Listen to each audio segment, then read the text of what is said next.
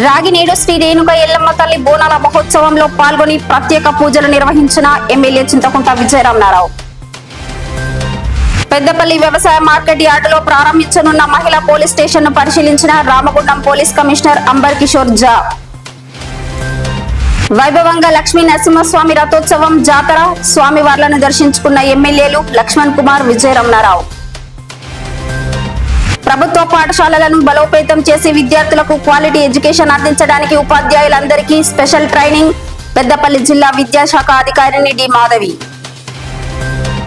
పెద్దపల్లి పట్టణంలో 30 కోట్ల రూపాయల TUFIDC నిధులతో జరుగుతున్న అభివృద్ధి పనులు వర్షాకాలంలోపు పూర్తి మున్సిపల్ కమిషనర్ ఆకుల వెంకటేష్.